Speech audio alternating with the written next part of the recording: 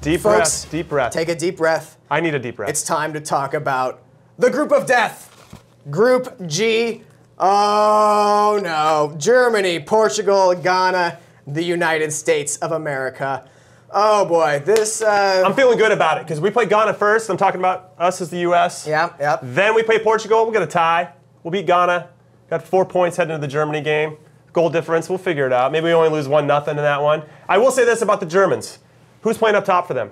They've got incredible midfielders. Mario Gomez is injured. Mario Gomez is injured. Yep. Max Kruse, he plays for Borussia Mönchengladbach. He scores goals, but he only has 6 caps. Doesn't have a lot of experience. But the Mannschaft they're so strong throughout the midfield. You had like a list of... No, I do. Ready? Özil, Götze, Müller, Royce, Schürrle, Kruse, Gundogan, Schweinsteiger. And that's I'm just naming a few of these guys. Oh, man. They got Neuer in goal. You didn't even mention Philip Lahm, who's like just a beautiful, perfect player. He is. God. He's got fantastic eyebrows, too. He does. Now, really quick, though, there is Miroslav Klose, who has scored 14 World Cup goals. He scored in 3 consecutive World Cups. He's on the brink of having the most World Cup goals in the history of the sport, which is incredible. He's 35. He plays for Lazio. I think you bring him. Yeah? Because he's going to score goals. He knows how to score goals. You don't have to start him. He doesn't have to be fast. Maybe you spot start him. He's crafty. I would bring him. If they don't bring him and Mario Gomez isn't healthy, I think that's going to be a problem for Germany scoring goals. Let's talk about maybe the biggest soccer star in the world, maybe the best player. I'm right here. Good one. Sorry. Cristiano Ronaldo, 4 goals in the 2-game playoff with Sweden. Just carried Portugal on his back into the World Cup. The only problem is that the team around him is that core is aging. Raul Meireles, who I love for the mohawk beard tat combination, one of the cooler looking players, but he's getting older. Now plays for Fenerbahce. And Helder Postiga, their attacker, attacking forward. 4 goals in qualifying, but also not getting any younger. Does this team have enough that if you bottle up Ronaldo, who else is going to step up for them? Well, one player you didn't mention was Moutinho. He is a fantastic player. He's the one that dropped a couple amazing passes to Cristiano Ronaldo against Sweden. He's got great vision.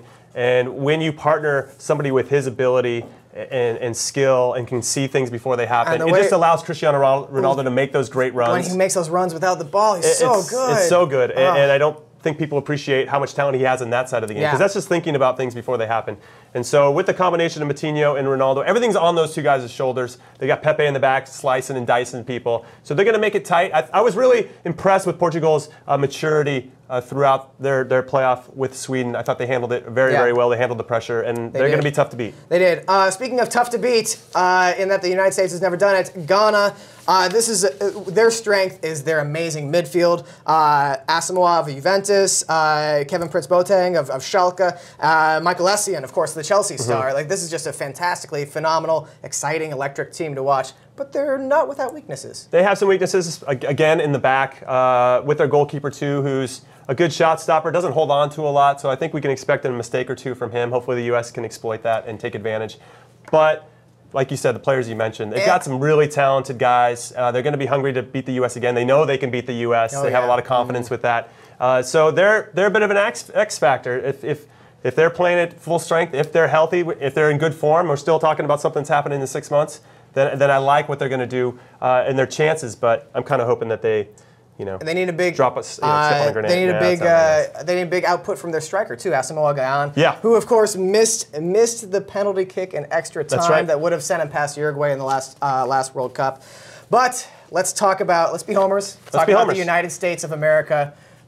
This is a team that is, I would argue, more talented than any other American team in history. Yeah, okay, now that you're no longer on the squad. That's probably true. And Jurgen Klinsmann, who has infused the team with so much confidence and swagger, has taken them up against tough teams internationally. A great Gold Cup run. Okay, so second team, but they're on form. They're on form. They won more games in the calendar year in 2013 than any time in their history. They had their best record in 2013 they've ever had.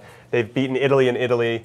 They went to Bosnia and got the job done. Went to Russia? They went to Russia. They played against Mexico. I mean, they got these historic results all on their side, and they're just going to continue to build up the confidence and experience of a lot of their young players. And Jurgen Klinsmann, if anything, has given a lot of players a shot to make this team, and I'm really excited about the future, even if this group doesn't work out the way we want. Tons of players to love on this team, from the core of Landon Donovan, Clint Dempsey, Tim Howard, Michael Bradley, on and on, but also some young talent too. Aaron Johansson is an exciting young striker come over from Iceland. Graham Zusi is one of my favorites. Oh, Graham Zusi, mixed discord. Tons of young talent. There's still, even if this doesn't work out for the United States, 2018 looks good too. There's a lot of silver linings no matter how this plays out. Okay, prediction time. I say Germany. I'm going to be a homer. I'm going to put my faith in Jurgen Klinsmann. I say America gets out, probably against my better judgment. I'm going to say I'm going to have faith in the United States, Germany, and USA. Okay. I've made all my selections, all my predictions with my heart. And I'm going with my heart again. Yeah. I'm going to go with Germany and the USA. But I'm hopeful. I'm hopeful. Any two teams, Portugal, Ghana, any two teams can come out of this group. These are 4 teams. This is the group of death. It's for a reason, because there's 4 quality teams. Anyway, it's going to be a ton of fun, and we could talk about this for hours. Yeah, we could, but we can't, and we don't need to. That's your Group G predictions, group of death. Whew.